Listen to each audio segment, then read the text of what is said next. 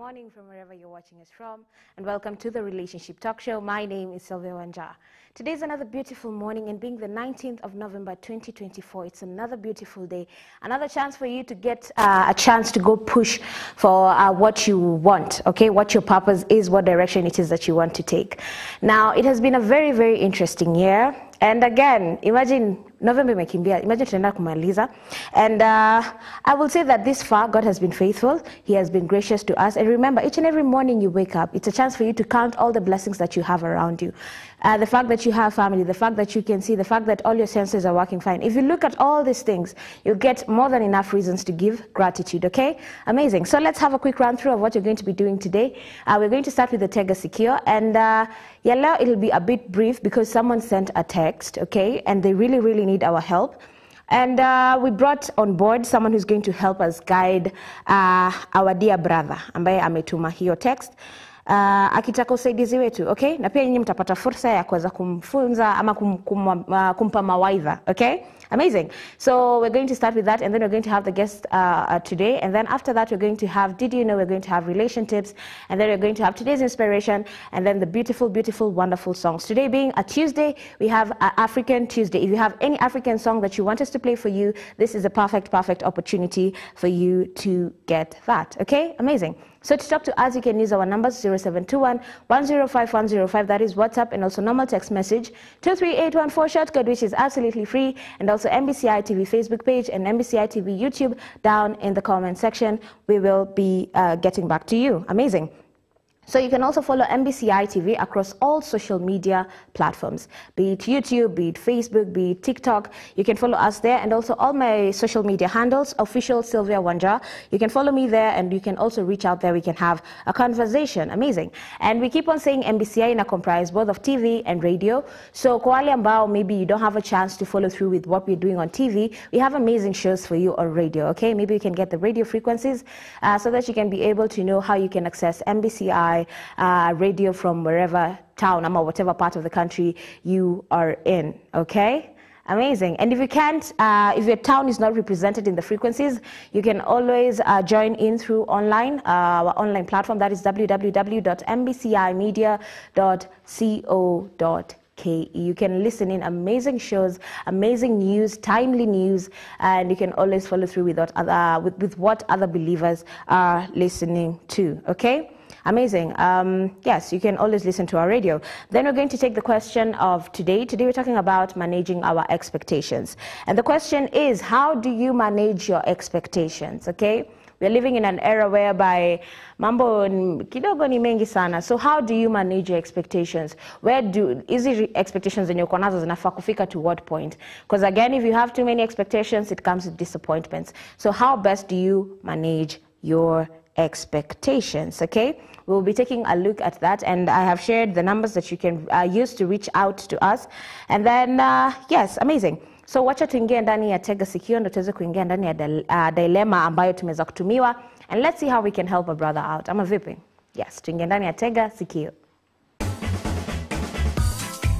Amazing. So kuna mtu ambaye ameweza kutuma text hapa, na I want us to read it verbatim venye tu ameniandikia, and then we try to figure out where the dilemma is coming in na vipi tunaweza kumpa mawaidha, okay? So anasema, hello, please don't reveal my name. I have been dating for 2 years, and my relationship is full of love and support. My fiancé, kumanisha asha propose, okay, comes from a very big, close-knit family, and she has always dreamt of settling down, kununua nyumba, na starting a family of her own. Ameshikushare vision yake na mimi mara mingi, na sikuwa nimemake any promises, lakini haikuwa bad idea ku settle down. However, mimi career yangu iko more focused outside, okay? Anasema yeye ni artist. Huja specify ni artist mgani, but anasema yeye ni artist, and my work takes me to different towns, and sometimes it takes me abroad for months at a time. For me, life is about exploration, and I love my job, and I get to enjoy that creative freedom. I value my relationship with my fiancé deeply, but I struggle to imagine a future kwenye nitakaa place moja. My fiancé amenipea hint ya kwamba she's ready to take the next step, and mimi na feel kidogo kitaniumania. nampenda sana and I want us to be happy, but siko sure kama neza meet expectations zake bila kufeel ni kama I'm on the losing end.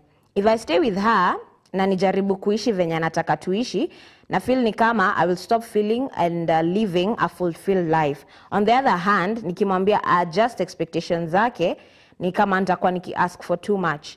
Nifanyeje? Amesema tusiseme jina yake, but this is what he's saying. Ame engage, okay? A girlfriend mwenye alikuwa na date for 2 years.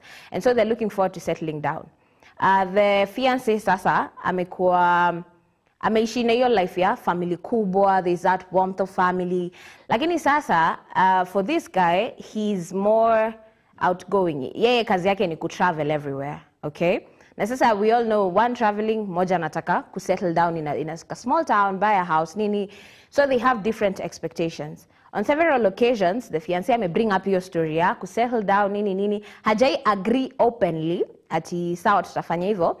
But well, una ile tu unasikiza tu. But sasa expectations za fiancé ziko hapa.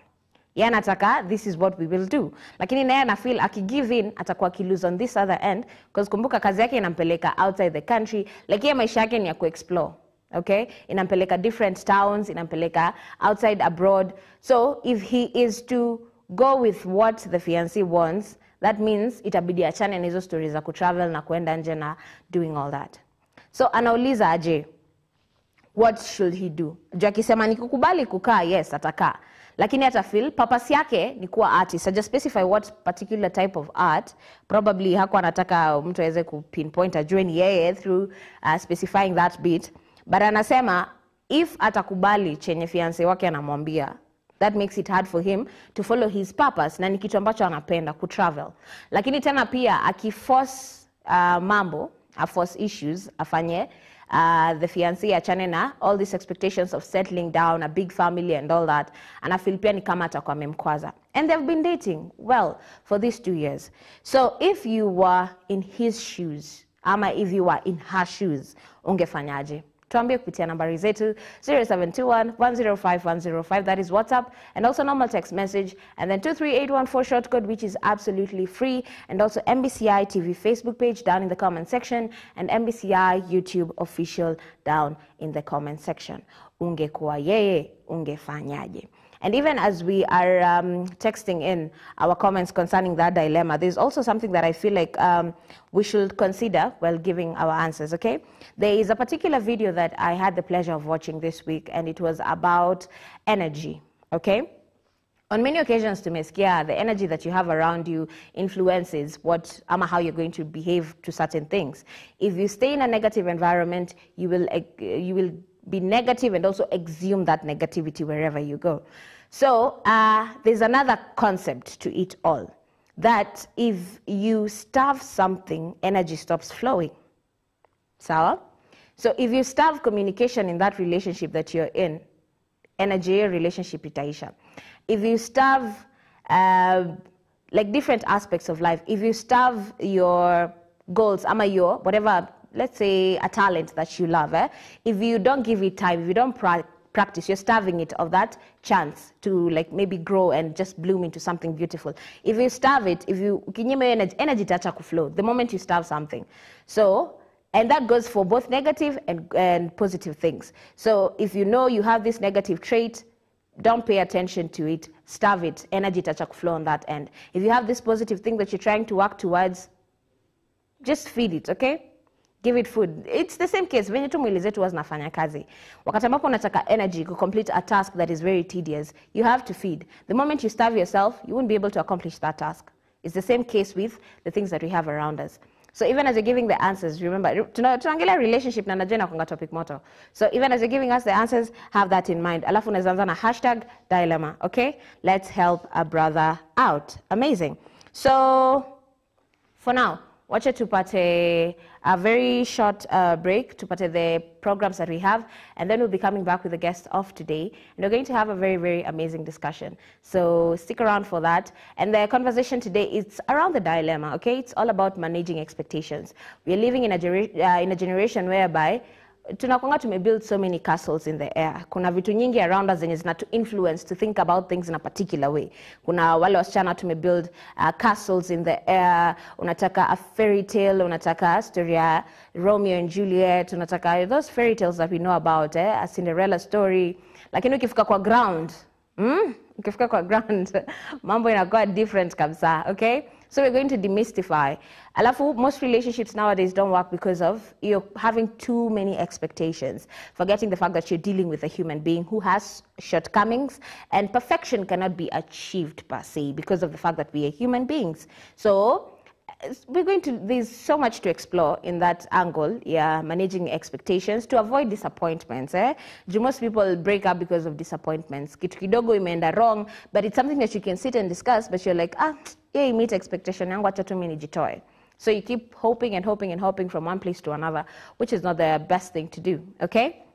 So we're going to have that conversation, and it's going to be amazing. If you have any questions, send them to our numbers. Let me take them one more time: 0721 105 105. That is WhatsApp, and also normal text message 23814 short code, which is free. You have to spend nothing. You spend nothing, okay? And also MBCI TV Facebook page down in the comment section, and MBCI YouTube official down in the comment section. We'll be coming back shortly with the guest of today.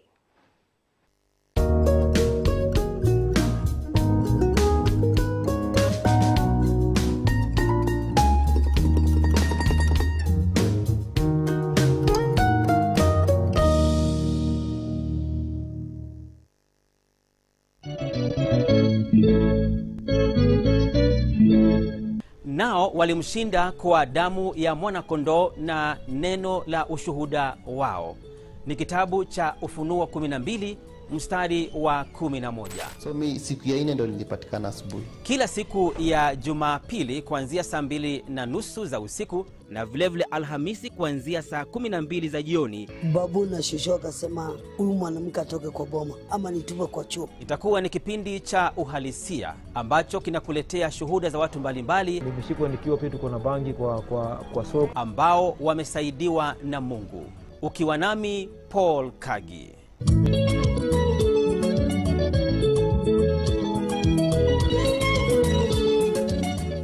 Episode is packed with engaging stories, vibrant animations, catchy songs, educational session, and unforgettable moments. She sells seashells at the seashore. Hey! We inspire and empower young minds as we develop important life skills while having a blast. Join us every Saturday on your favorite channel from 9:30 a.m. as we have an amazing time. Don't miss out! Experience a journey of spiritual elevation and immerse yourself in the most uplifting worship moments.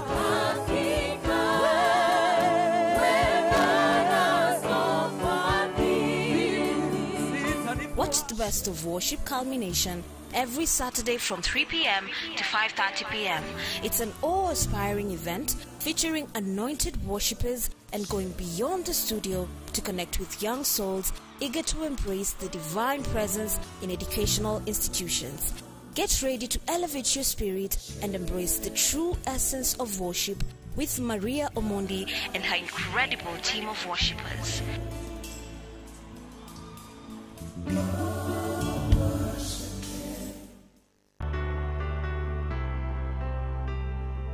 Marriage is not a mark of completeness, nor is singlehood a mark of incompleteness. Most people look forward to married life, but when is the right time to start a relationship? The two shall become one, isn't it? A man should not do this, a woman should not do this, I would say, unless it is a function. These others can be negotiated. Marriages are meant for us to enjoy and not endure one another. For better, for worse. That is what we call an affirmative covenant. Are we showing fidelity? Don't miss the Marriage Classroom to learn more about relationships and marriage.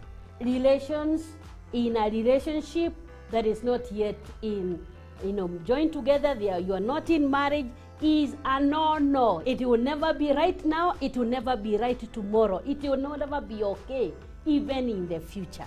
Every Sunday, only on MBCI TV.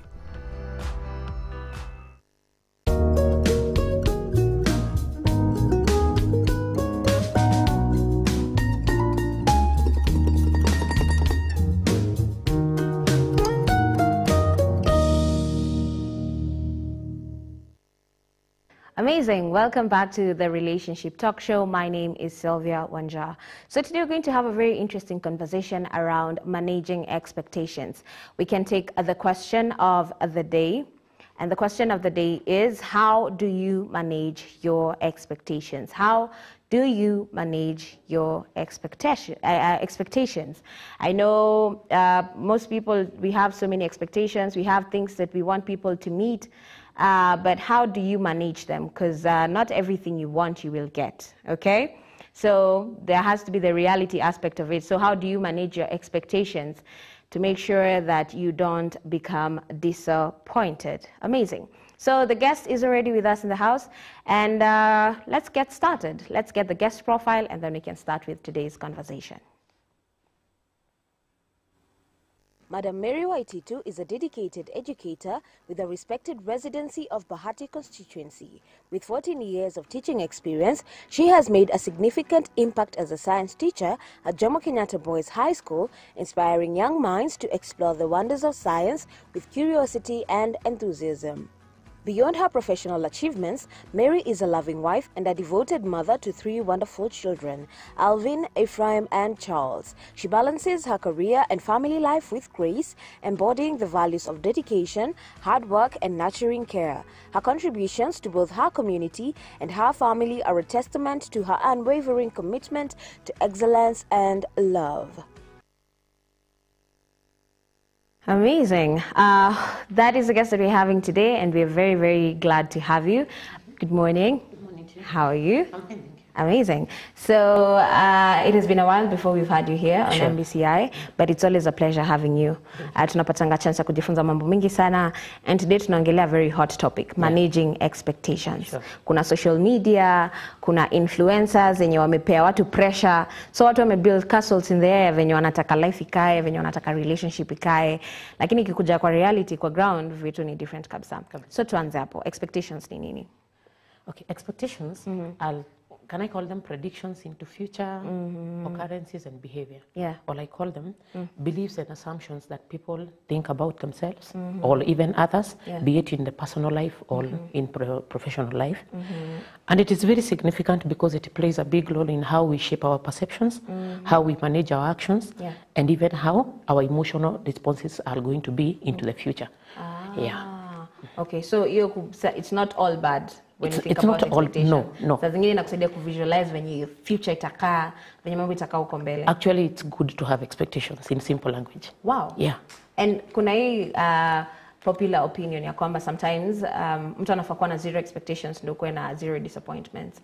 Is that something that someone should go by, ama hiyo ni uongo kidogo? Okay, I wouldn't buy that idea because it might tend to make you feel lazy or not have any focus on doing anything in life. But once you have some expectations, they might not be those projected or big ones. They help you in even shaping, let us even go for a day. How will your day be? But if you have no expectations in a day, you might just tend to sit down, relax, and the day will unfold. By the end of the day, you are already disappointed. So it's good to have expectations. Inakusaidia ku keep you on toes. Kabisa. Make sure that you're following chenye unafaa kufuata. Kabisa. Wow, okay. And how should one handle expectations?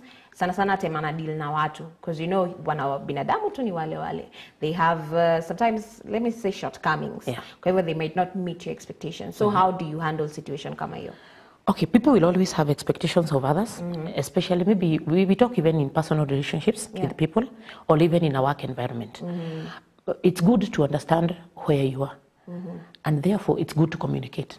So I might talk about communication and setting boundaries such that let you be, get an identity. Let people understand that this person, this is how they want things to be done.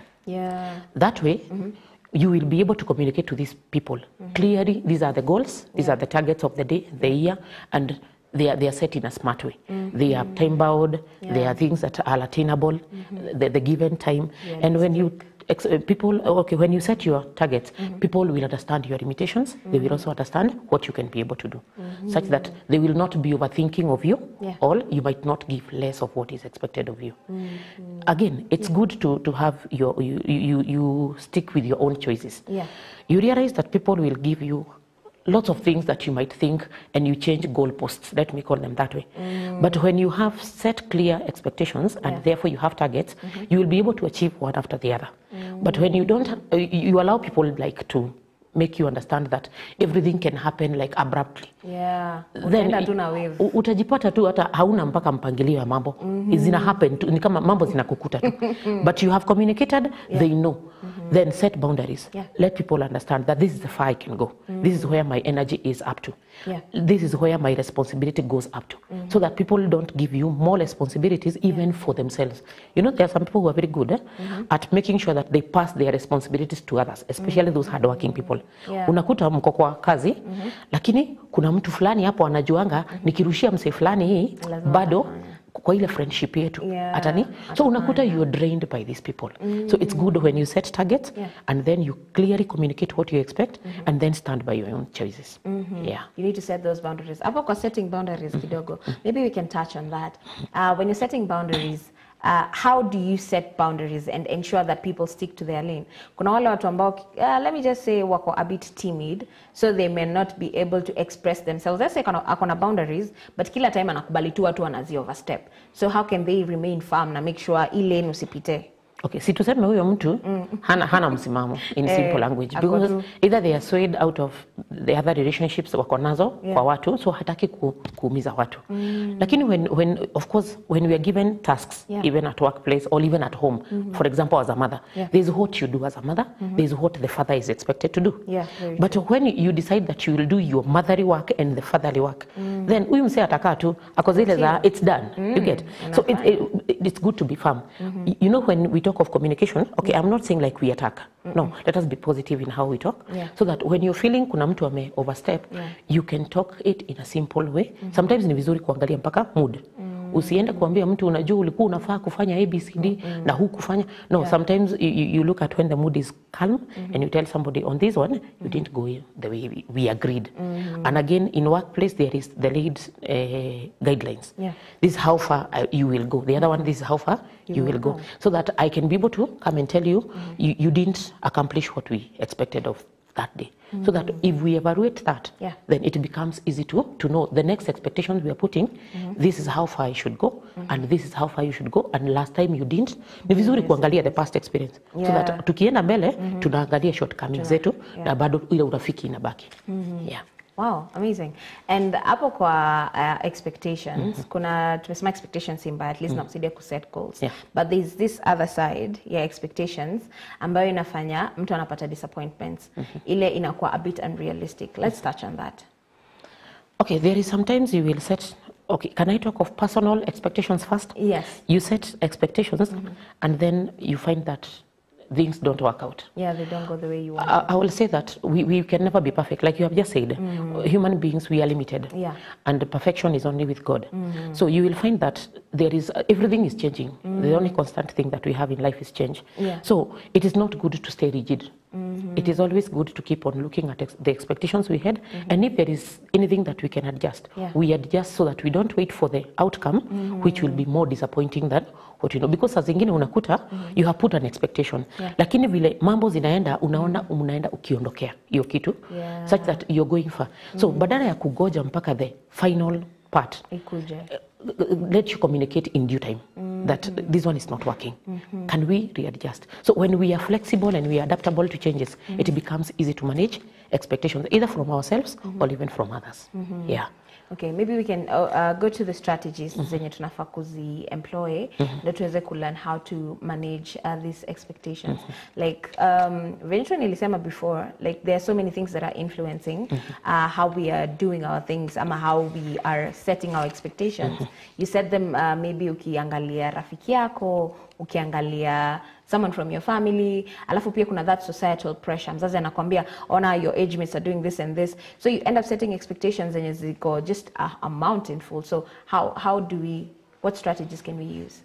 Okay, can we say we are unique? Everybody, we have been created in the image and the likeness of God. Yeah. But Mungu ametuumba in designing it. We can never be a copyright of another person. So one, it is not good for us to like imitate others. Mungu alituumba tukiwa the original copy. So when you become a photocopy of somebody, you know you're not living your life. You're living somebody else's life. It's a fake life. So if you go for that, like for example, you are a presenter, I am not. Yeah. I can never be. You get? Because maybe what is needed for that work, I cannot be able to do it. I'm a teacher. There's another person who cannot be that. Yeah, so true. I need to acknowledge that I can teach and that is my line.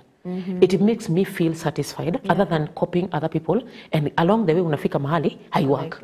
You get? So when we are setting the expectations, it is good to have clear expectations. Naona hii mambo ya kukuweka ni kama ni expectation lakini si kama iko tu hapo hivyo because ninaweza iadije. Hapana, let you put it, and sometimes sometimes we can even call them like goals, what we expect to happen in the future. It's good to put them in writing so that you can clearly keep on evaluating, am I headed in the right direction?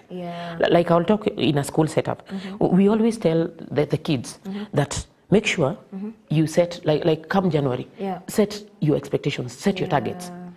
Then along the way, you don't just like let them wait until we are doing exams so that they can evaluate. No. Keep reminding them that they can be able to evaluate. Check how far have you covered in this area, in this topic. Because unajua ni watoto wadogo. So as they run and grow older, kuna mahali hawatakuwa na mtu wa kuwa guide.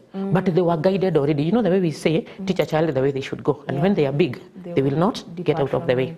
So ukiwa guide hivyo, hata wakati watakuwa in life and doing other things in life, they will be able to remember.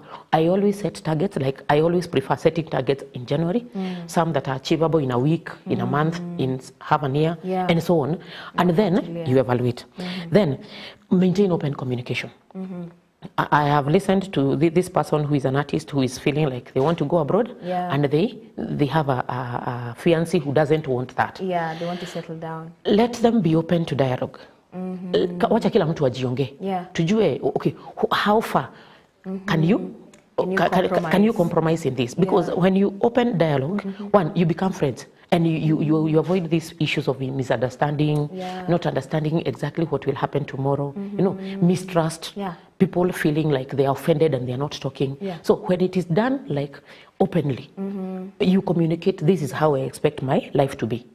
And this other one says like the other. And you feel like zinagongana.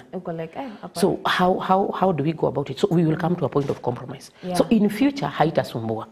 Unaona? Lakini wakati mtu anasema amedate, I think 2 years. 2 years. Hajai communicate.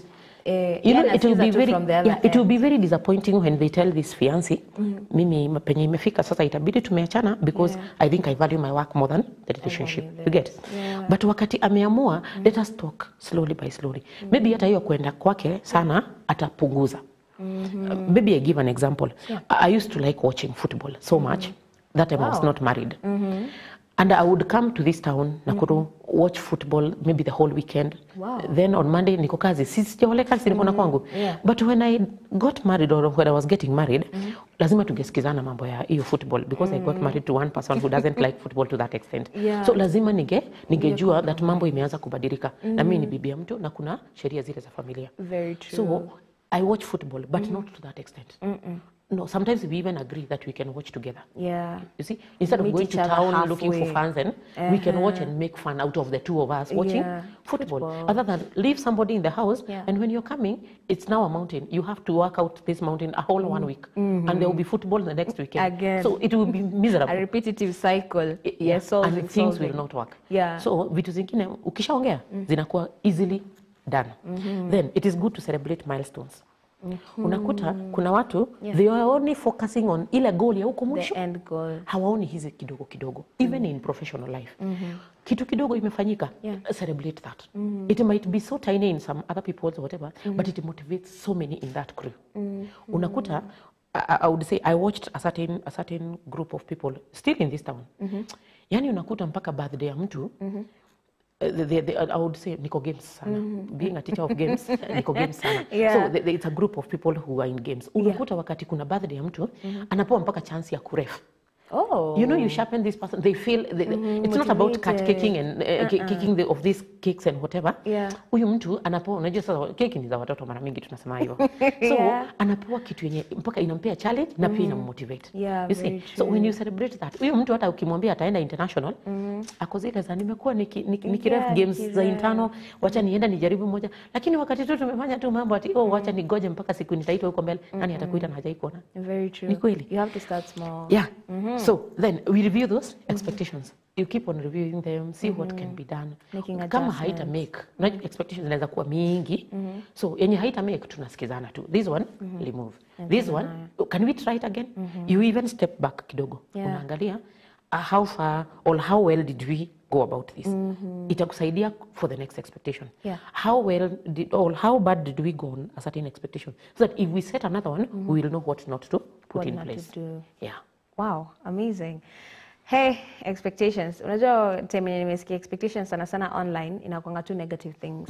But now that we are seeing it in a different light, I hope that you're also learning. I am getting to learn so much about expectations that I didn't know back then. So, how will someone deal with an expectation yenye iko too overwhelming?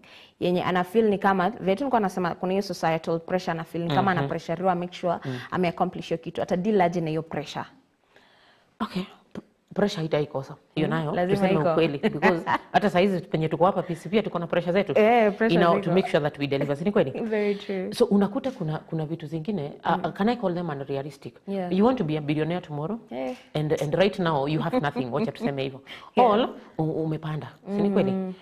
You don't expect to harvest tomorrow. Very true. Mtu ako na mimba. Mungu alihakikisha however much amekunyima mtoto kama Sara, utagoja miezi 9 so that you can get your so baby. so that we don't have these expectations that I will call them unrealistic.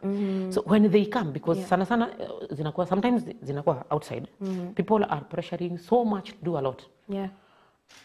In one case, okay, stand with your own choices. Look at what choices you have. Is there an alternative to the same thing? If there isn't, or why bother so much? You get? Because unakuta umekuwa pressured sana, unapata mpaka wengine wanagocheka. They become sick. So even what they would have accomplished for that day, they won't because they are hospitalized, they are taking medication, they need a rest. So saa zingine ni vizuri. If they are so much overwhelming, step back kidogo. Look at where am I headed in all this? Am I getting mixed up by what is happening? Now, how can I clearly define what I want to do? Because if you don't step back, you will not see what is happening. Ebu goja tu kidogo outside, alafu uangalie from an angle. Even if you're part of this group, even if you're part of this relationship, step kidogo nyuma, angalia tu. On this one, hapa hatuendi sawa. Can we reshape it? You get? Then kama ni tuseme we have supervisors or people who are higher in the rank than us. Open communication, be clear that on this one mkubwa it can't work. Because utakuta some of these things they have been repeated year over year. We are headed to December. January we shall set new goals. Utakuta zingine tumerudia za hii mwaka. Because some of the topics that we have to handle ni zile tu. Unakuta kuna umeelevitiwa kwa job. Kuna mtu alikuwa hapo na yeye akasonga, si kweli? You can always go to this person, seek consultation. Let you understand how did you do it? How did you get to that point? How far were you able to achieve? Look at the changing times. With these changing times, how far can we go? Because saa zingine unakuta finances are an issue in some of the expectations and you want them like immediately. Haitafanyika. Maybe wakati wao wengine walikuwa wame achieve their expectations, their goals, there was enough of what was expected of them. Kulikuwa na time, energy ilikuwa mingi, watu walikuwa the human resource part of it. Lakini this time maybe it's narrowed down because of the sana financial issues. So ni vizuri kuhakikisha the stakeholders are aware and you make them, let them be freely and very clear, understand that it's not gonna work. Then, like I've said, in most cases, in these expectations, let us be flexible. Usibaki rigid. Usibaki rigid, zitabaki kama standards. Unaona kama 10 commandments, sisemi 10 commandments ni baya. Lakini unajua kitu iko cast on stone, kuibadilisha ni gumu. Lakini expectations are needed to be achieved. Si ni kweli? Kumaanisha kama haitakuwa achieved, we can always reset it. You get? So let us not be rigid. It's cast on stone, it has to be done, it cannot work that way. Because it will frustrate so many. It will make people have fights, internal wrangles, people are not talking to each other. Why? The expectations are just too high.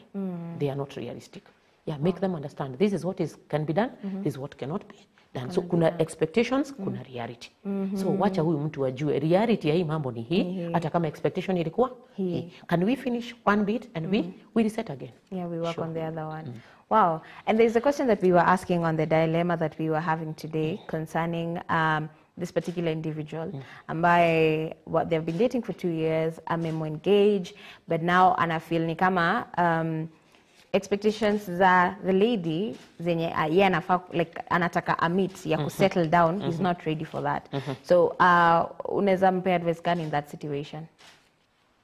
Okay, na feel kama huyo okay, nafikiri ni jamaa from what I've heard.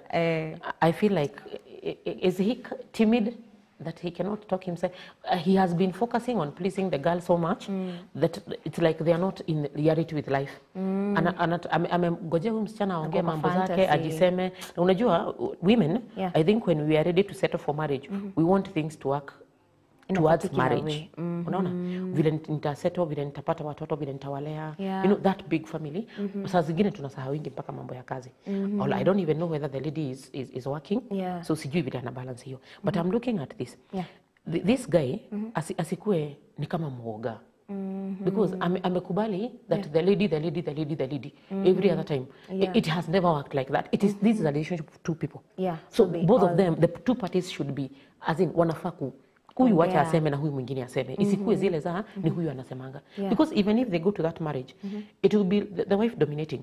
Because umempea chance akue. So wakati utawai mwambia rudi chini, they're not understanding what you're telling them. So let him step up. As a man, as somebody who is working, let him step up. Let him talk to this. Na nimesema, you know when they use a positive tone. Itakuwa easy to have that conversation. Na akimueleza vile anafikiria, ampe time.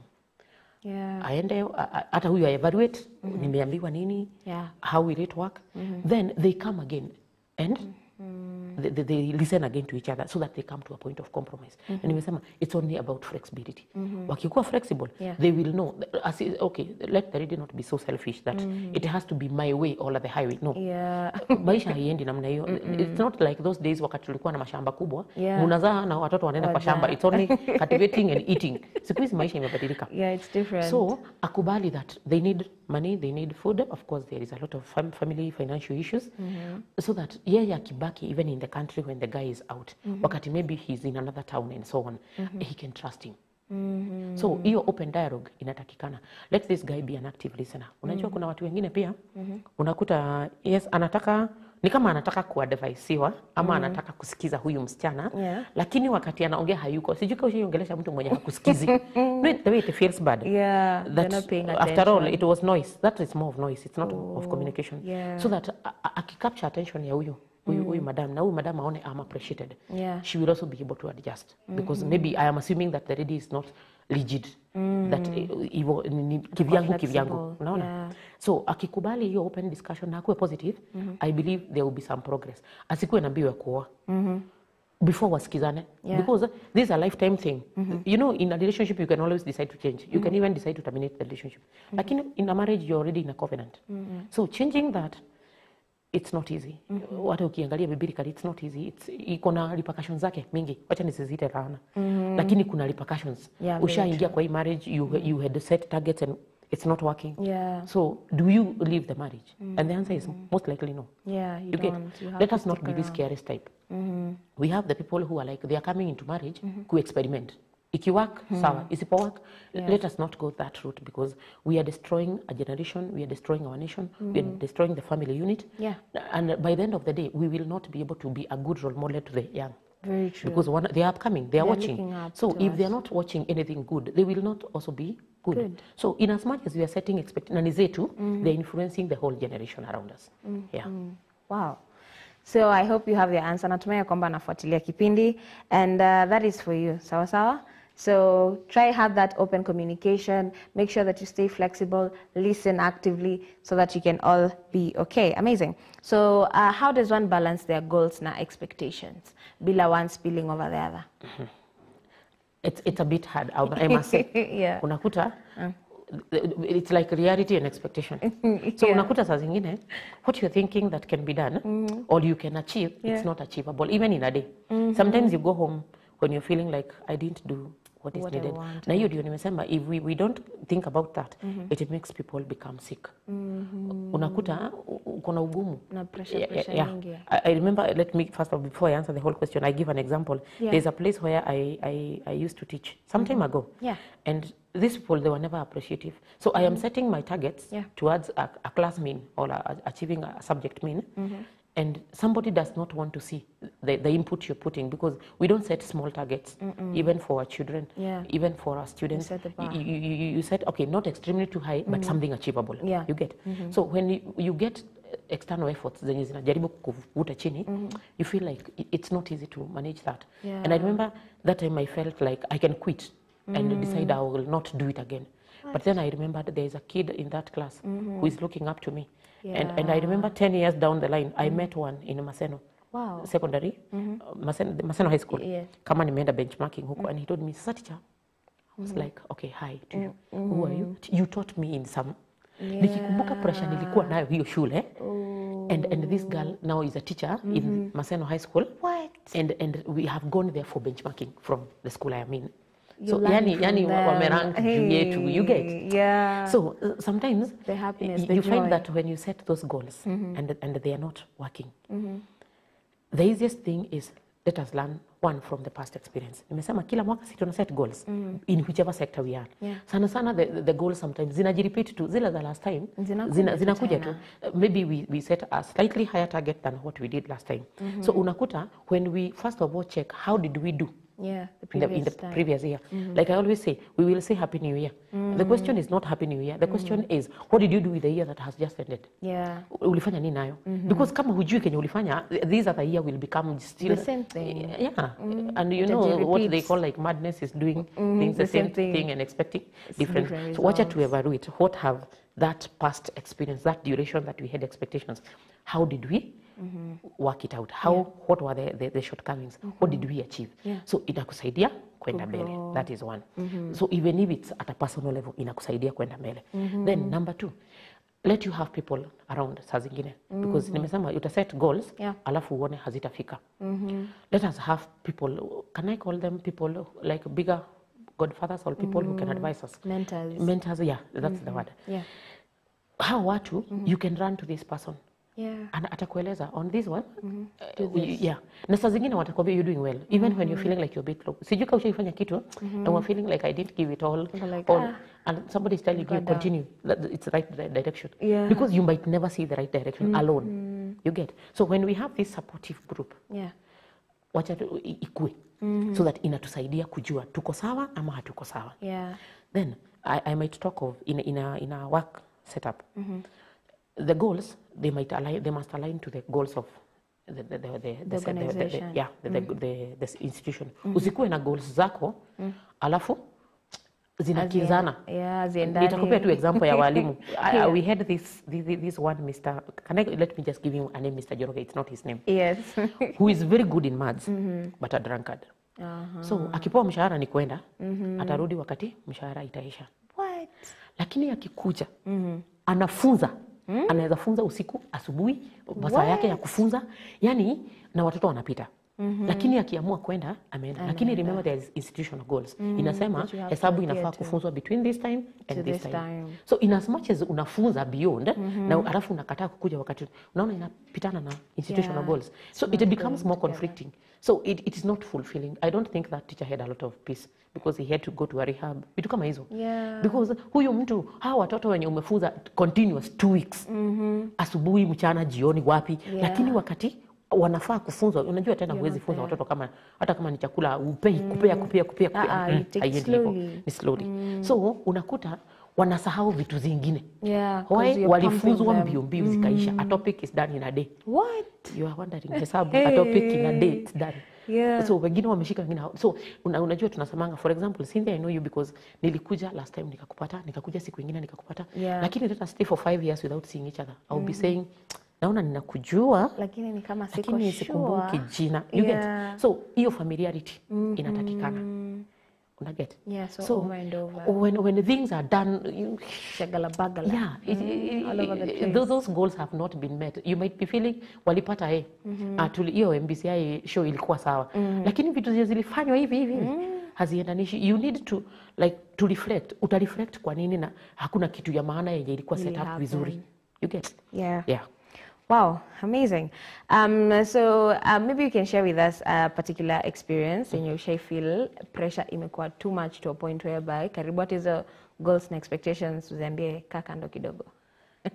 Yeah, because inafikanga hapo. Uko na mtoto mdogo, wacha niseme yangu. Uko na mtoto mdogo. Yeah. Na umepewa responsibility in the workplace. So the responsibility is taking a little bit of your time yenye unafaa kukuwa na mtoto. So unajikuta you know, si mtoto utaachia house girl. Yeah. Unakuta, and then I had this crying type of a kid. So nishaikuta mtoto amefungiwa nyumba peke yake na the house girl is gone. You know, you come, you feel like you want to sit down. Usikie magoti haina nguvu, ukikumbuka ni kazi ile kufunga. Yeah, you are not there. It got to a time I had to like excuse myself and made my seniors understand that some things I might not work within that time. Yeah. You know, the way you're just sincere to yourself. This one is not gonna work. Yeah. Because unafika nyumbani, niambie umeachua mtoto akilia kwa nyumba, you don't even know the duration amekuwa akilia. Because aliachwa saa ngapi hujui. You get why you have been tired. So saa zingine ni vizuri, in as much as we are having those expectations na tunapandishwa ranks. You know, with ranks in expectations iko juu. Yeah, very true. When it can't happen, it can't. Yeah, you just allow it. You just tell them on this one. I remember like that time niliwaambia tu, I am expected to be this person in this whatever, but can I be given like an year? Wacha ni deal na mtoto because mtoto atakuwa. Yeah. Hii mambo yote itaenda kuisha. Then I'll come back when I'm sober, when I can be able to deliver. Yeah. Yeah. Wow. So you are able to like stand firm and like tell them. That one I had, especially when I think it comes to children. I think if you have ever heard of my story with how I have had struggles getting children. Yeah, I remember. I think on that one I didn't have two ways about it. I just had to go and communicate. Let somebody take my role. Yeah. I'll take another role another time. Yeah. And when you're starting a new project, maybe one that you have never experienced before, how do you start setting clear goals that are not going to maybe conflict with expectations that are there? Now, it is good to define the roles clearly. Yeah. A project will have so many roles. It might require so many people around. So ni vizuri kila mtu ajue this is your role, this is your role, this is your role. So that kila mtu anajua my line ni hii. Na hakuna vile nitapita line ya mtu mwingine. And when you're communicating these roles, sometimes because they are interrelated, let these people be together. Let them understand that we will be working with Cynthia. So we will know how far do you come, how far do I come, when do I step in your shoe? Because saa zingine unakuta it's a role or it's a project that is taking some time. So kuna siku hutakuwa. So if I don't understand your part, unaona itabaki nyuma. Lakini unataka nikusimamia dakika 2-3, you do something small. Then number 2, communicate why. Why this project? So let people understand the rationale behind why the project is starting, what is the end game. So that kila mtu anakaa akijua I am expected to do this at this time.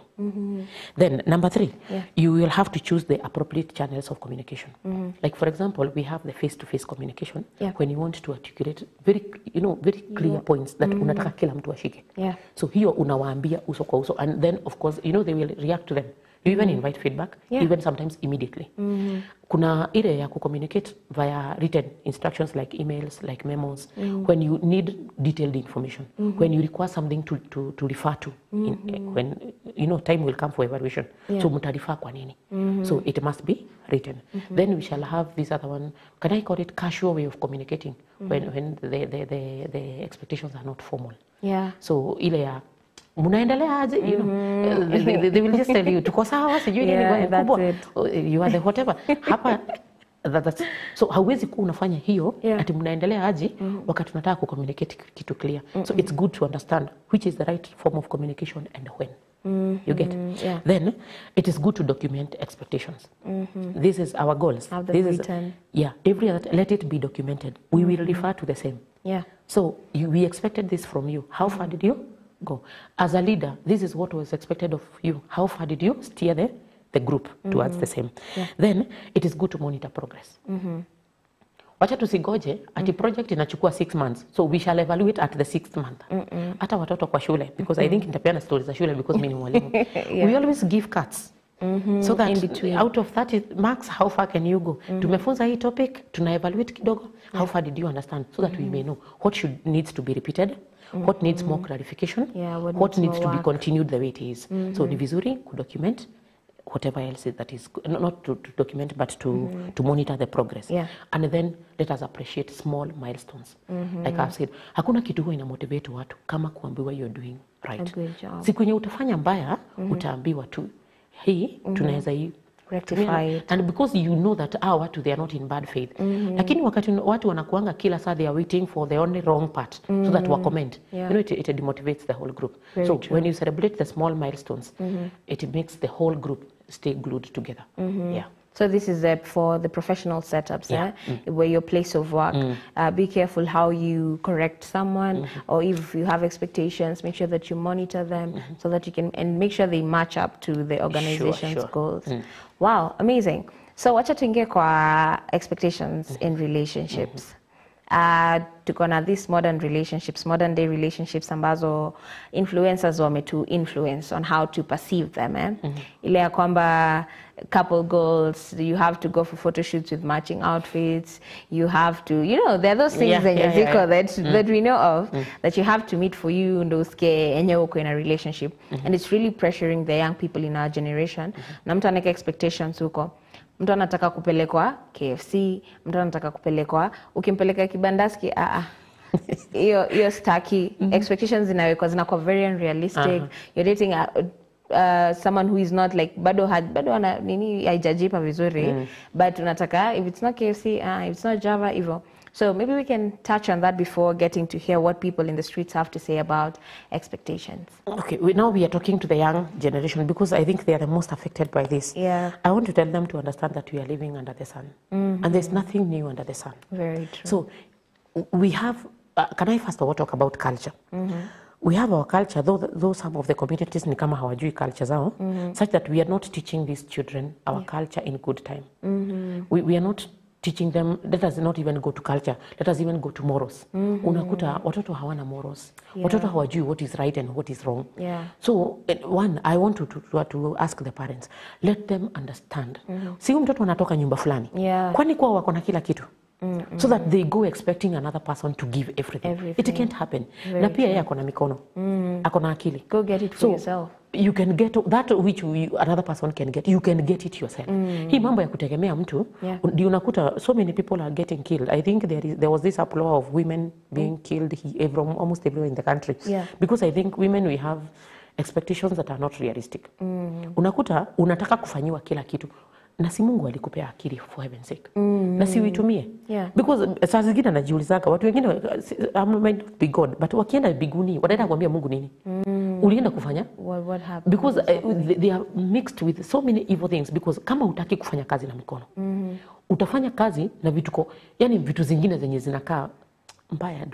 We don't even have the right word to talk about it. A lot is happening. So life will be terminated so fast. Why? You want people to go and do a kill for you. You want to spend 5,000 a day, yet you cannot even earn 100 bob in a day. Where will the 5,000 come from? So una pressure mtoto wenyewe aende akafanye vitu extra. So people are engaging in so many bad things. Watch out, we live within our means. We can be able to eat githeri today. Let us eat githeri, because tomorrow we'll eat better. I look at our parents and the people who are ahead of us. Ukisikiza wengine wakipeana stories zao, some married in campus, others married immediately after campus. Huyo mtu hakuna kitu wako nayo, but they agreed to stay together and they grew together. So watoto wa siku hizi ama niwaite the youths of today, let us agree to grow together. You want to be in a marriage, ebu kubali kukua. Stop thinking that a marriage can just be that thing that you know marriage. Hakuna. It is grown by two people. Kama hamwezi afford kuvaa hiyo matching whatever KFC, it is only for a few days. Then you work hard, you'll be there. So this, I will call them unrealistic expectations. Zinafanya watu wafanye vituko. Unakuta msichana wenyewe ameenda, I think niliona mwingine mpaka anaenda kuomba guu na ukaomba nguo na mtu ako na ugonjwa ya kuna unajiwekelea shida zingine, si ukae na hizi zenye uko nazo. We look decent when we have our bodies clothed properly. Si hizi nguo zenye zinaonyesha kila mahali, they look, you even wonder who cultured these ones. So wacha turudi in our generation way, because after this generation, you know, it looks more of like a lost generation. We will need a generation. Now everybody can be used as an example, even if it's a bad example. So kama mtu wazazi nitawaambia, kama mtoto amekuwa mbaya, jaribu kumwongelesha. Ita watu. Vile tu Biblia inasema, ita mtu mwenye anaweza muongelesha. Watu walikuwa wanatumwa kwa nyanya, kwa auntie, aongeleshwe. Mpe example ziko. Wacha kusikia ushida kubwa kumwambia, unaona kijana ya so and so after alifanya vituko ABCD, amevuta bangi, angalia vile anakaa. Practical things that they can do. Some of them they come to realization. It's like a small period of time. Then I don't advocate for this social media way of teaching us. We have parents, we have churches. These people are coming from a certain family. They go to a certain church. Why is it that we cannot teach some of these things in church? Kwa kanisa nataka kuchallenge wakubwa wa kanisa. Let us not only teach about giving, going to heaven, being blessed. Let us teach about contemporary issues facing our societies. Wacha tuongelee boy-girl relationship. Kwa kanisa, wacha watoto wasikie. Let us talk about parenting teenagers. Let us talk about education and future. Ili tunaishi dunia before tuende biguni. Na ni kweli tutaenda biguni. Lakini si tu address mambo yenye labda itatufanya tusiende biguni hapa. Because mtoto ameshaharibika. Ameshakuwa, you know, inauma mzazi. Huyu mzazi atafinyika, utasikia ako pressure, sijui ako na nini. Within no time amekufa. Kifo yenye ingezuiliwa. So let us teach our kids and let us be models to these kids. Parents, the younger people who maybe we have not qualified to have very big whatever, like people like us. Naweza kuwa sina watoto wakubwa, lakini mimi ni mwalimu. How many people have come through my hands? I might not count. Si ni kweli? Hebu imagine if I'm a bad role model. So I have messed up that whole generation. So penye mtu amepewa, wacha tusimamie hapo. There is this singer who says, wacha kila mtu asimame mahali palipopake, tukigojea Yesu arudi. So hebu kila mtu penye anafanyia, unafanyia hapa, mimi nafanyia mahali pengine, kila mtu asimame vile inafaa. And God will judge us accordingly. Wow. Amazing. Hey, that is a very, very, let me say, a very, very controversial but also important thing to really look into. Juu ni kitu ambayo inapuuzwa na watu wengi. And with the current things that have been happening within the country, it's so unfortunate that we've been losing so many young women. I think that's something we'll also discuss, the issue of femicide and what is resulting to that and how we can put an end to it, because it's not a right, it's not nice to see so many young girls losing their lives. Girls, beautiful girls who had a big future ahead of them, who had so many things that were looking up for them, lose their lives. But maybe that's a topic for another day. So for now, wacha tusikie venye watu wanasema kwa streets concerning this managing expectations. Tusikie wanawezaje kumanage the expectations. How are they able to handle everything? Let us have a listen. As in life, we have expectation. We were born to believe in some expectation. We have many expectation, like financial expectation, economy expectation, career expectation. Everything is about expectation. But most of the time, when we expect too much, we get disappointed. And the reason why we get disappointed is because we plan. We plan to achieve, but we don't plan to walk the journey. So if you plan to start a business, you plan for what you will do with the profit. But when the business fails, everything fails. So what I say about expectation in everything that is there in this life, just whatever you are doing, whether it is work, whether it's your career, whether it's education, just do your best.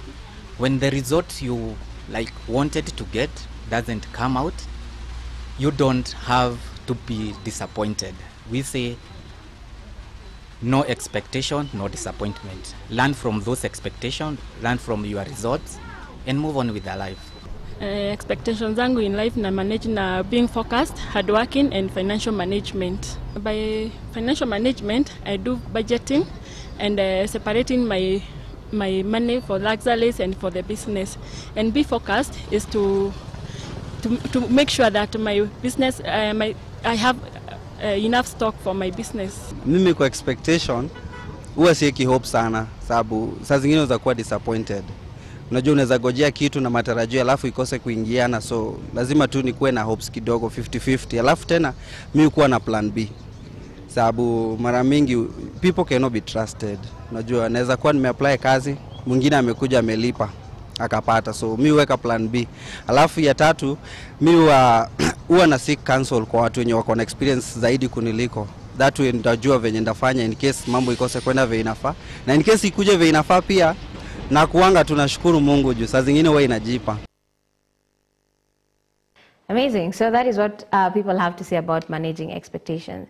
Maybe Madam Mary, we can touch on huyo mwenye amesema yeye anekanga 50-50 ama anakuwa na plan B. What's your take on that when it comes to managing expectations? I think it's a good way so that you don't get overwhelmed or disappointed completely. Yeah. So akikuwa na hii plan B, I really hope it's a good plan again. Isikuwe ni plan B yenye iko na mambo shida hapa. Yeah. But it's a good idea. So that if this fails, this one can work. You always have something to go back. Sure. Okay, amazing. So how should one manage their expectations, especially when it comes to relationship, dealing with family, dealing with friends? Because sometimes it's hard to draw boundaries, especially ukideal na marafiki, ama wakati ambapo una deal na family. So how best should you manage that? Okay, I would encourage open communication. For example, be clear on your expectations to these people. Yeah. Be clear of their expectations as well.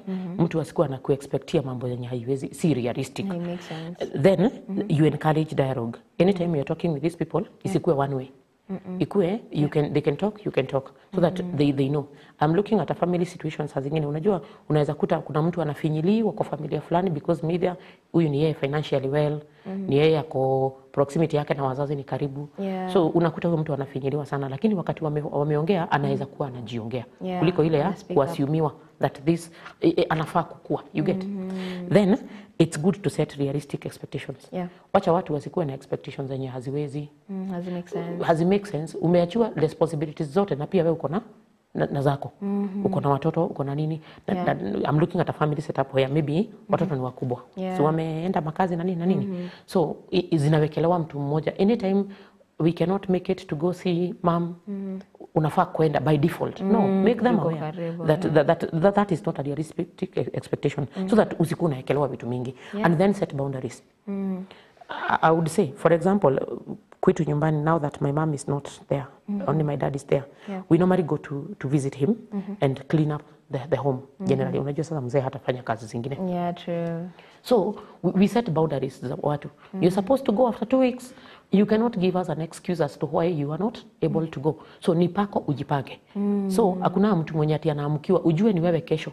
No, you already know when somebody this one goes, the next one is me. So that ili hiyo mambo inapangika. So hizo boundaries zikiwekwa vizuri, si ati kila saa nani anaweza patikana, you know, kuna watu wanakuwa na hiyo tabia. Nani anaweza patikana? It is not okay.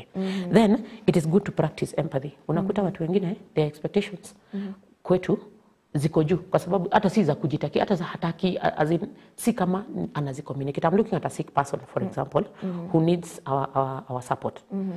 May it be a parent, may it be a relative, any na labda huyo mtu they are literally dependent on others. So it's good to have empathy with them, to make sure that we understand them, to respect their boundaries as well. Then it is good to always do regular check-ins. Wacha tuangalie watu wetu, wacha tuangalie marafiki zetu. We always say when evening comes everybody will go home. When issues come we always run to our families. Invest in them. So that when you will need them, haitakuwa kazi kubwa. So visit them regularly, check on them. Siku hizi simu zilikuja, you can just call. Mom, how are you doing? Bro, how are you doing? And so on. Watajua that tunakuwa pamoja, you get. Sometimes they don't even ask for anything. You can even decide just to pop into wacha nikununulie kachai ka asubuhi. It might not even be a lot of things, 100 bob. Na kuna vile tu it touches somebody. So wakati nao utakuwa na shida because hii dunia mashida nazo ni kawaida tu, si kweli? They will come. Then focus on appreciation. Let us appreciate our people. Unajua, I think we appreciate other people in our workplaces until we forget our own children, our own husbands and wives, our own friends. We forget them completely. So kila saa we like ni kushinda tukicomplain. Penye kuna shida hapo ndipo watu na unajua it's human nature. Hapo ndipo tunapenda kucomplain. Lakini si tu appreciate our watu small wins they have done. Tell them thank you mom, thank you dad, thank you. Mtoto unamwambia congratulations, this is good. We expect like for example mtoto amezoea kupata hii. Na kwa sababu hatapata hii kulingana vile akipata D+ wacha kuona kama ni mbaya. Si amefanya milestone. It is a small one. Tell them they have done it. Imagine huyo mtoto unaona amebadilika tu. I have a case example. Mtoto tulikuwa tumezoea tu kila saa ni D tu. D2. And one of our teachers akaamua tu, can I just work with this kid? Because ukikaona ni kazuri na kametulia na hakana vituko. Only that maybe kuelewa kwake ni pole pole. That boy left with a B-. What? From an E, literally. From an E to small, a B-. Yes, small. Na hata hakuna kitu ati alikuwa anapewa tangible. Kuambiwa tu, this is good, you're doing well, you can make it, keep working. And I remember when we were now celebrating the B+ now as a school, ikisemekana, I had to literally go and check from the mtandao ya shule how that boy has been. I couldn't believe. Mtoto ametoka E in form 2 na amepata B- in form 4. KCSE. Wow. And that boy alishindwa kuongea hata. He just cried. Ushaiona mtoto mwenye ameenda tu amekushika tu hivi hana maneno ya kusema. I'm trying to imagine if we celebrate our own children in those small because I think kwanza sisi wazazi tunataka watoto wafanane na wasowenso. So asipofika hapo wewe unaona tu shida. Lakini ukamcelebrate hiyo kidogo inakuwa rahisi. Wow. So parents should work on that. And also if anything that also applies in the work setup as well. Let us learn how to appreciate those around us for the wins that they are making. Probably that word of encouragement will go a long way in helping them. And is there a situation whereby umefeel ama umedeal na mtu ambaye akona expectations ziko very high, and how were you able to handle that situation? They were projecting it towards you. How did you deal with that situation? These situations are very common actually. I think they happen like almost every day or almost every week. Unakuta kenye umewekewa the bar, sometimes it's not even communicated to you, but they know you are workaholic. You get huyo hata akishika tu. Make them not aware that you don't work on assumptions. Unajua kuna watu wanapenda hivyo. Wanajua kama kuna kazi X anaweza fanya. Hata akikuja tu akutilie. Atafanya. No, for my sake sometimes I always pull back and say it was not assigned to me. So let me not do it. Because if it was assigned to me, then somebody will come and ask me a question. What if I do it wrongly and then this person asks, in the first place, who gave you the work? You see? So sometimes it's good to set that limit. Number 2, present concerns. Umewekewa expectations haziwezi fika. On this one, let them be and understand that your concerns hazilingani na hii mambo. Inaenda vile haifai tu. Na huyu mtu, it's too much. Honestly, it's too much. Then you can propose alternatives. You're thinking of A. Can't we try B? Because especially in a work setup, unakuta si vizuri saa zingine unaenda kwa mkubwa wako kumweleza it cannot work na haumwambii anything else, because that was his own way of thinking na maybe alikuwa ameiona iko poa. Only that is realistic. So ukimpea another alternative anaweza iangalia from your perception. Then invite feedback. Wacha huyu mtu mwenye amekuwekea unrealistic expectations afanye nini? Akueleze after umepea hizi alternatives, wacha usikie vile anazichukua. Usikae kama na wewe sasa it's more of a fight. Haifanyiki. You get? Sasa ukimwambia haifanyiki, unataka afanye aje? Na akili yake ilikuwa imelenga hiyo direction. Unaona? So mpe hiyo feedback, umwambie on this one, wewe unaiona aje? Wacha waongee very openly so that at least it will foster that good relationship and trust. And then be open to compromise. Si yeye alikuwa anaona A na mimi nimeona B.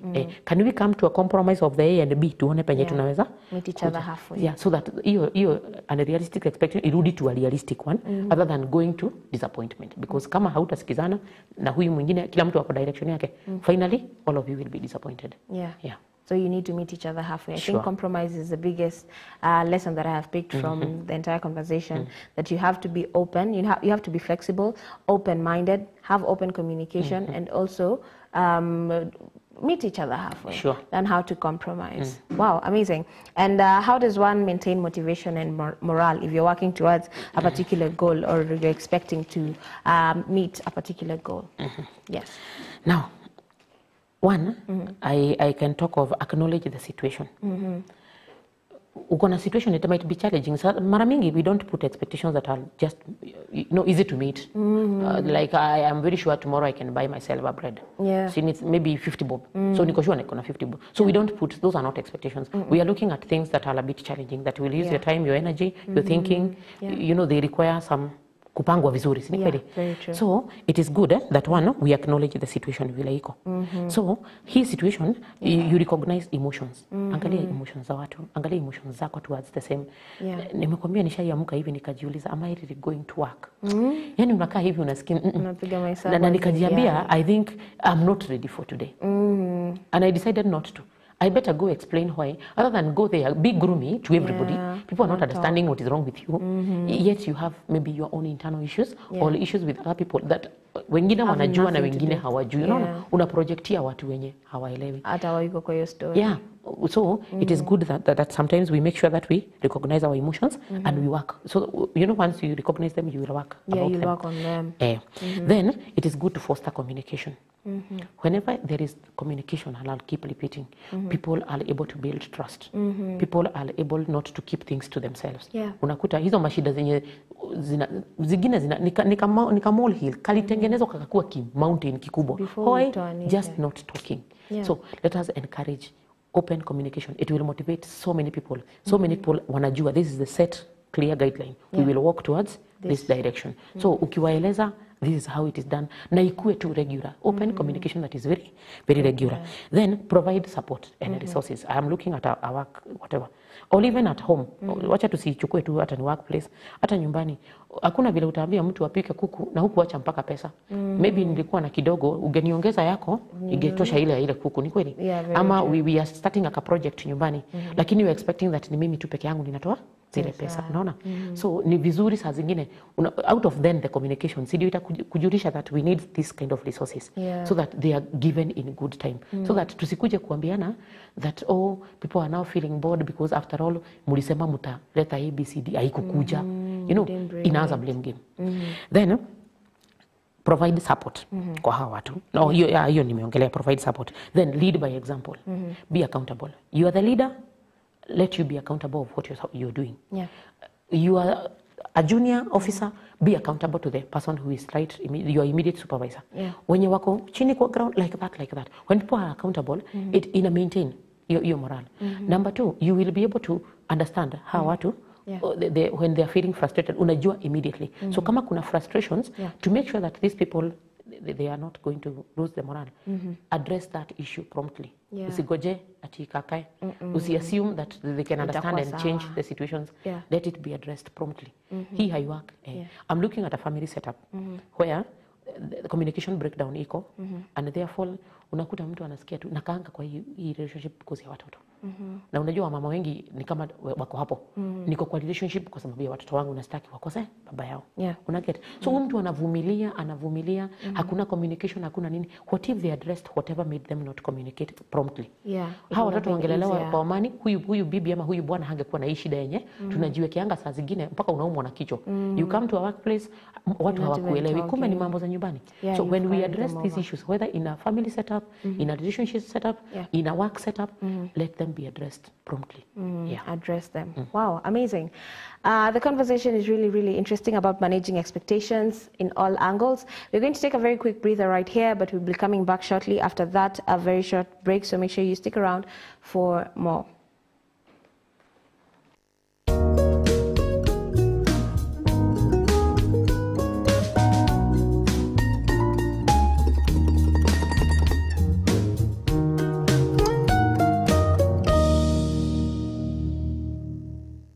Hi parents, I'm super excited to share about our upcoming Students' Church Camp from November 25th to 29th.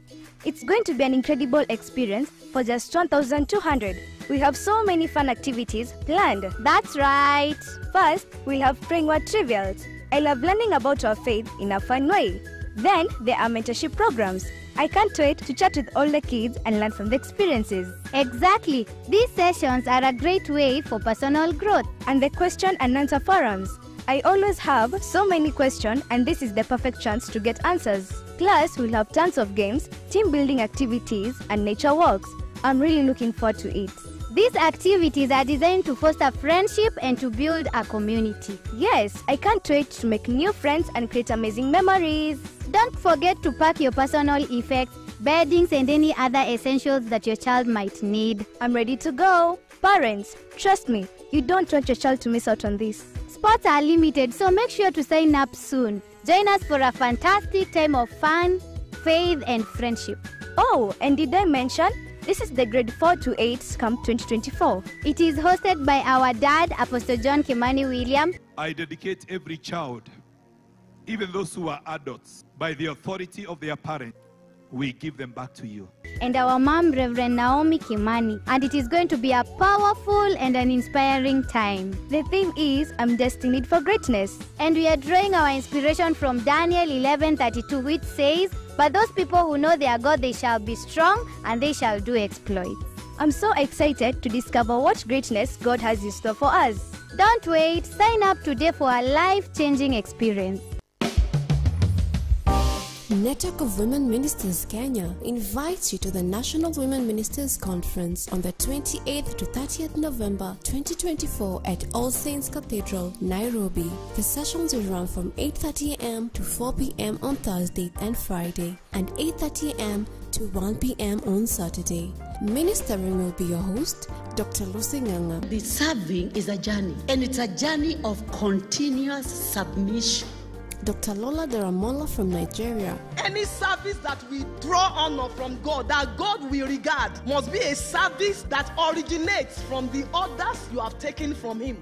Reverend Winnie Andrew from Kenya. It's not depending upon the strength of the flesh, but is inclined towards the Holy Spirit. And Thamo Naidu from South Africa. Sometimes God will create a crisis in your life because unless He captures your attention, you will never know the changing of season in your life. Registration fee is 1,000 Kenya shillings, payable through M-Pesa paybill number 646162 with your name as the account number.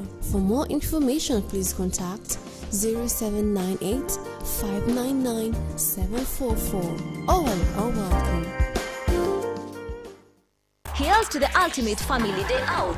MBCI Media and Kingdom Premier International Schools presents the Nakuru Family Festival happening on the 30th of November 2024 at Cypress Park, Nakuru. From thrilling games, non-stop excitement, delicious foods, there's something for everyone. And that's not all. We are excited to have the incredible Moji Shot Baba as our guest musician, bringing the energy. Grab your advance tickets now for only 899 shillings for kids, games and lunch inclusive, and 200 for adults inclusive of our refreshments. Get tickets will go for only 1,000 shillings for kids and 250 shillings for adults. Grab your tickets today on MadFun by dialing *672*55# or www.madfund.com. For group booking, call us on 0759 325 735. See you on the 30th of November 2024 at Cypress Park, Nakuru for the Nakuru Family Festival. Be ready to spin and win with KCB Cub account. Lots and lots of prizes. But I know I'm highly favored.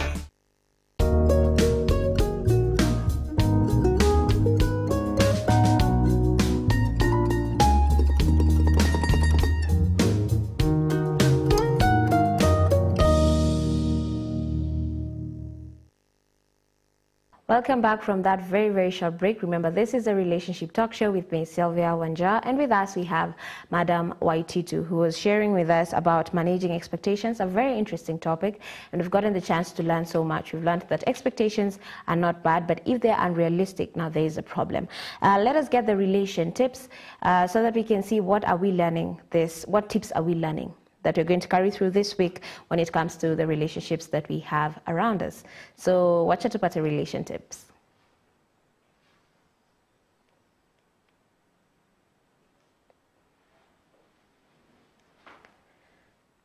Hello and welcome to Real Asian Tips. My name is Sylvia Wanjar. Today we are going to discuss all about managing expectations. Managing expectations is essential for maintaining positive relationships, personal well-being, and achieving realistic goals. Here are some practical strategies. Number 1, define clear, realistic goals. Set achievable targets. Focus on creating goals that are challenging yet attainable, avoiding extremes that lead to disappointment. Break down large goals. For big goals, break them down into smaller, actionable steps so you're less likely to feel overwhelmed or pressured. Number 2, communicate openly with others. Clarify roles and responsibilities. In collaborative projects or relationships, clearly define what's expected from each person to prevent misunderstandings. Express your needs. Share your needs and limitations with others honestly. Open communication can set a foundation of understanding and reduce unmet expectations.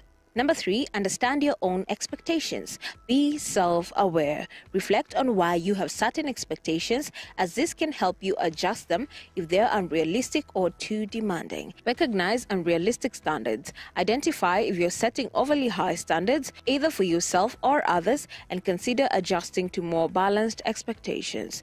Number 4, practice flexibility and adaptability. Accept change. Recognize that circumstances can change and be open to adjusting expectations when new information or situations arises. Embrace the possibility of imperfection. Expecting perfection often leads to disappointment. Accepting that things may not always go as planned can relieve pressure. Number 5, be open to feedback and adjustments. Accept constructive feedback. Listening to feedback can give you insight into areas where expectations may need adjustment. Learn and improve. If things don't meet your expectations, treat it as a learning experience to help refine your approach next time. By applying these strategies, you can better manage both personal and external expectations, creating a more balanced, resilient approach to life's demands. Amazing, awesome relation tips right there when it comes to managing expectations of those around us. Communication is very important. Adaptability, be open to change, seek feedback. Sometimes you cannot see things, but someone from outside can see your progress. So those are very, very nice tips when it comes to managing relationships that you can apply, not just now, but throughout all the relationships that you have, be it friends, family, be it your colleagues. Please use those, okay? So let's get back to the conversation. So, Madam Waititu, yes, maybe we can share about the steps that one needs to take when it comes to setting realistic expectations for themselves. Okay, I would say not only for themselves, but even others. Let us be smart. By smart, I mean, let us set goals that are specific.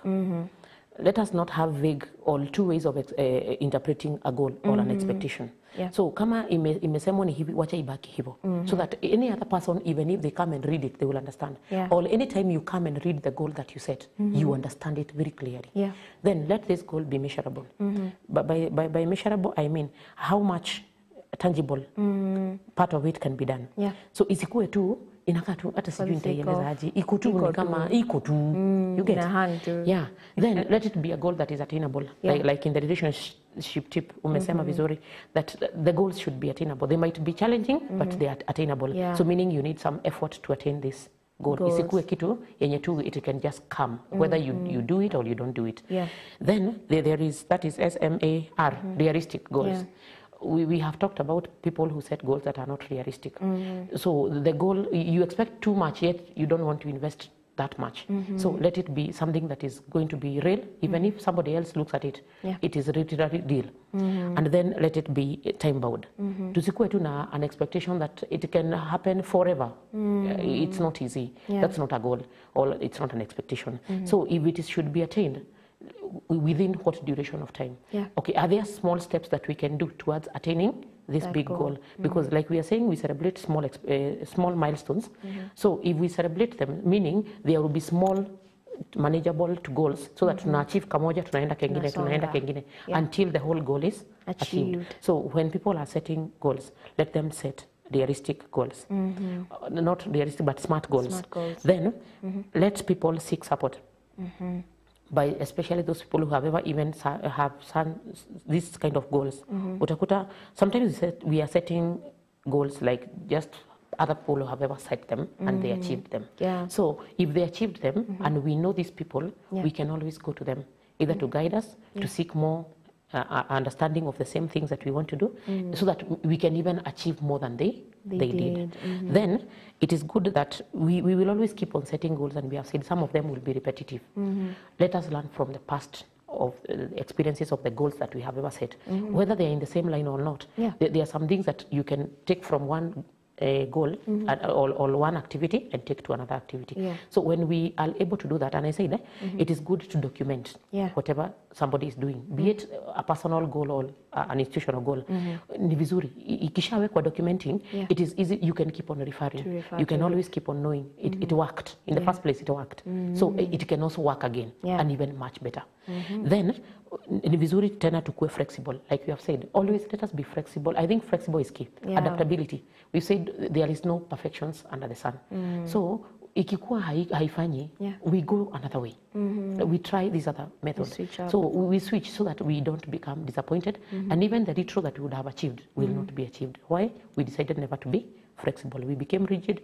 Nothing is working.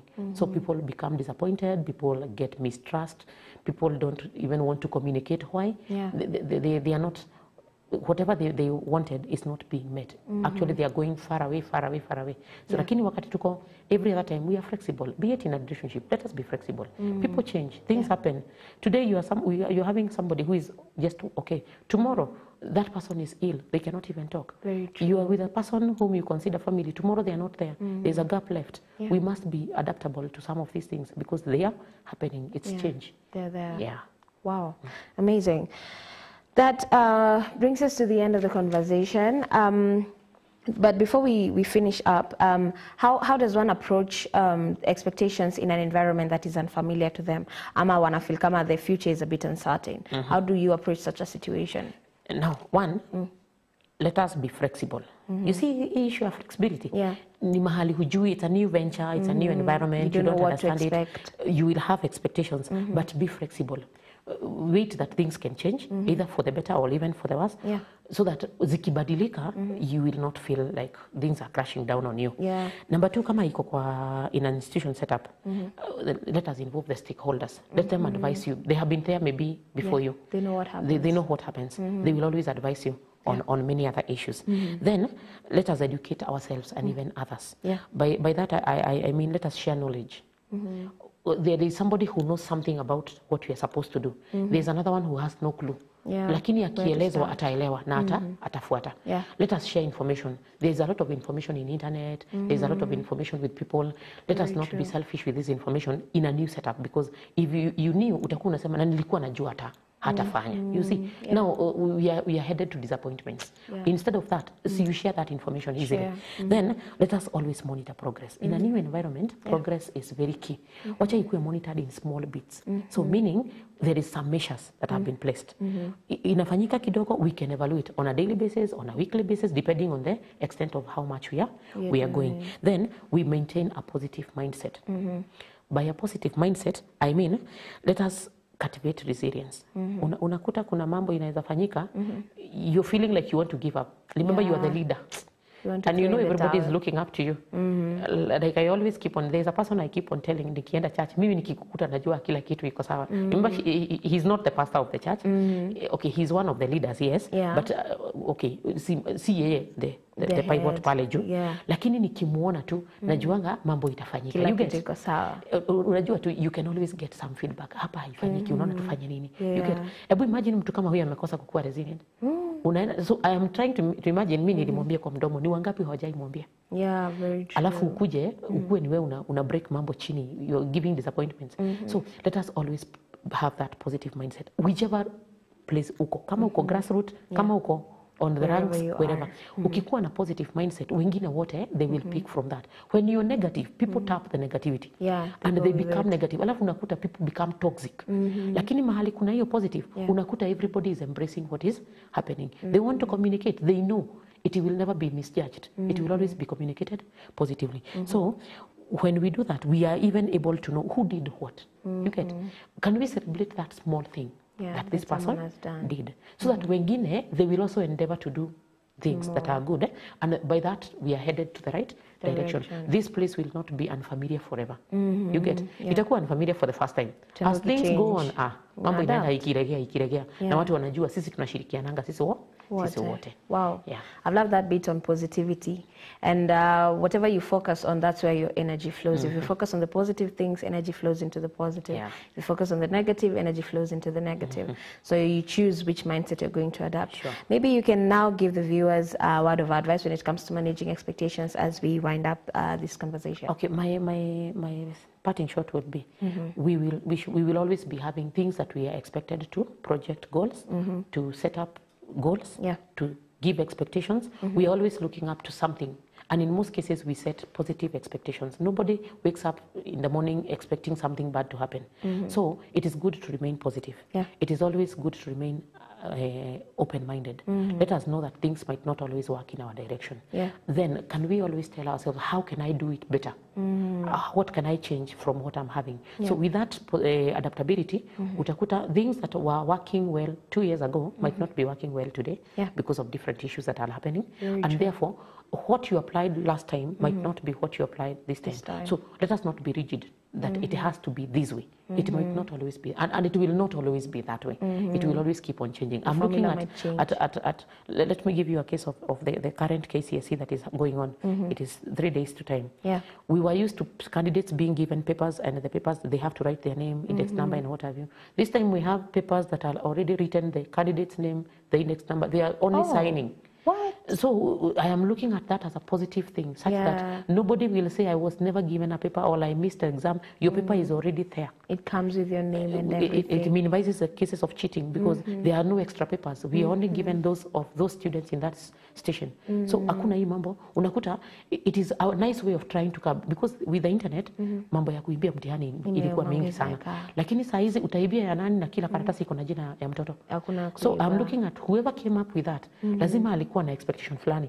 That unajua tu, things might not work, but how can we make them work better? You get? How can we minimize or curb cheating and so on? So next time we don't even know what will be there. Maybe much better than what we are having. So as things change, we keep on embracing positivity. We keep on looking for feedback, and we keep our minds open. And we keep on pushing. Wow. And maybe a word of advice for the parents who are with their kids. It's a very long holiday, and you're a mother, right? So maybe you can also give the parents a word of advice. I would wish to advise parents, and especially teenagers. I've dealt with teenagers for the longest, I think. I know 14 years is not a small time. It's a long I'm interacting with them every day. And you find that these teenagers, sometimes the parents are absent. Anakuja jioni na anatoka asubuhi. So hawana hiyo time ya kuongea, na maybe ilianza wakiwa wadogo. So by the time they are teenage, they don't even know what is expected of them. They're just like, they just look mixed up. And you know, they can't project those things to us. Unakuta a very indisciplined kid, na anataka kukua indisciplined intentionally. Afukuzwe, aende nyumbani aone mama ama aone mzazi, apate attention. But when you sit them down and they give you the reasons as to why they are doing whatever they are doing, you will find that there is a concern for the parent. So parents, I would like to advise you that let us have time with our children.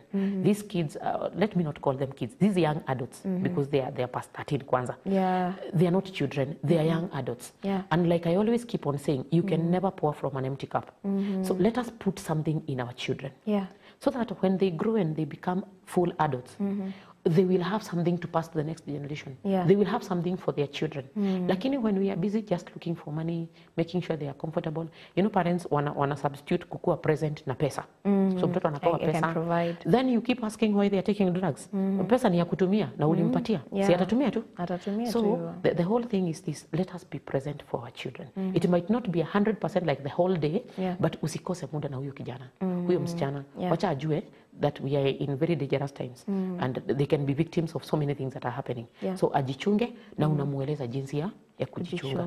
Wacha wapewe responsibilities nyumbani. Tuko na watoto wa siku hizi, they know 2 months of sleeping. Si walikuwa jera in quotes. So wameenda kulala. Unakuta mtoto anaamka saa 6 ya mchana. Let them be part of the family. Kuna majukumu ya familia, wacha wapatiwe. Kuna time ya kusoma, wacha atengewe muda wa kusoma. Si ati tena anasoma kutoka asubuhi mpaka jioni. This is not a school, they are at home. Akuwe na muda kidogo ya kusoma na muda kidogo ya ya kutangamana na wale watu wengine kwa familia. Yeah. For the tiny kids, they want love in simple language. Au wanataka upendo. Yeah. It is good to tell a kid I love you as a mother or a father. Mwambie I love you. Even teenagers, wambie, they might, a kid ukimwambia I love you, atakwambia I love you. Yeah. You get, unamwambia good night, anakwambia good night. A teenager utamwambia I love you, they will not talk. Not that they don't love you. They have a lot of mawazo zinaendelea. Yeah. But remember these kids, si anajua anapendwa. Siku atakuwa kwa hatari. Yeah. Atakumbuka kuna mtu anampenda. Yeah. So they will run back to this person who has always never been told I love you back. And they will come and you will understand that they love you. When they grow up, they will quote you. Yeah. Vile uliwatendea vizuri na ndio maana wako vile walivyo. Yeah. So wazazi tusichoke na watoto wetu. Yeah. Wow. Show our children love. Eh? Sure. We need to show our children love. Amazing. So that brings us to the end of the conversation. Thank you so much for coming. Thank you. It was a very, very nice conversation, and I'm hoping ya kwamba viewers pale nyumbani pia wameweza kujifunza mambo mengi. And we are hoping to have you some other time, maybe discussing a different thing. Sure. Yeah. So thank you for setting aside time to be here. Thank you. May God bless you. Thank you. Amazing. So wacha tupate did you know, tujue ni tip gani ambayo tunaangalia leo. What are we learning today? So did you know that Q is the only letter that does not appear in any US state name? Wow. Okay, Arizona. Wow, that is very interesting. Q is the only letter that does not appear in any US state name. That is a very, very interesting fact, and you can share it with friends, family, colleagues, mahali ambapo wako, okay? So tumalizie na today's inspiration. Na today's inspiration, najua kwamba we are almost calling it a wrap hapa ndani ya The Relationship Talk Show, but I'm hoping you have learned a lot and that you're going to implement what you have learned, not just listening, but actively engaging in whatever we have learned today. So it says, do not wait to strike till the iron is hot, but make it hot by striking. Wow. Do not wait to strike till the iron is hot, but make it hot by striking. Yes, so don't sit saying you're waiting for the perfect opportunity. The perfect opportunity is now. So start now, okay? Hashtag Blessed Tuesday, na ni ndani ya today's inspiration. So don't wait for the perfect time. The time is now. Whatever you want to do, whatever you want to accomplish, whatever thing you've always had with you, whatever passion you've always had, yenye una feel, nisipofanya kitu kitaumana. Don't wait for the perfect opportunity. Sometimes that perfect opportunity to start never comes, because that perfect opportunity is now. I remember there's a quote that I saw somewhere that was saying, the best time to invest in the stock market was 20 years ago, okay? And the second best time is now. So you are 20 years ago ilikupita. Probably you are still very young like I was. Nilikuwa preschool. But now the chance is now. Then the second best opportunity for you to start is now. So with whatever resources you have, tena usijilimi tuseme sinai. With whatever small thing that you have, you can do so many things. So start small, keep growing. Hata ukifuatilia hizi success stories, nakumbuka tukipewa motivational speeches back in high school. Tulikuwa naambiwa, I started with a feather, now I own a poultry farm. Tulikuwa tunaona ni joke. If you follow these success stories, these world billionaires, wakikupea story, Amazon, there's a photo I saw of Amazon, the popular site ya kuuza vitu. They started with like a small office, a very small, ilikuwa inakata ka storage room. And right now it's a very, very big brand. So just start small. Wherever you are, is a pole too. If you have a big dream, big goal, start wherever you are, because each and every step itakusaidia ku get to where you're going. It's like a stairwell. Unakumbuka zile stairs zilikuanga kwa nini? Kwa vitabu zetu kwa tunasoma nazo. Ama mimi ni wa kitambo sana. Anyway, kulikuwa na kitabu ukiwa ya kwanza class 1, ya pili class 2 hivyo. So like it's always a step, it's always a stage. Naona kuna watu wananichekelea hapo hivi nyuma ya kamera. Okay, anyway. So yes, that brings us to the end of today's topic and today's show, and I trust and hope ya kwamba utaweza mambo ambayo tumejifunza, mawaidha hayo, communicate openly, be flexible, set realistic, set smart goals. You're going to be able to implement them in your everyday life. And it's not going to be easy, but each and every day it's a journey, and we get to learn, relearn, and learn, and it's a process that keeps continuing and keeps going, okay? So my name is Sylvia Wanja. Enjoy the rest of your viewing. Have a blessed day. Keep those requests coming, the African songs that you want to listen to today, keep them coming in. Thank you for your feedback. Hata kama tujakuwa na muda leo kuweza kuzipitia, it's very much appreciated, okay? And yes, see you guys next week, same place, same time. Enjoy the rest of your viewing. May God bless you, keep you as you chase your purpose and your dream. Bye-bye.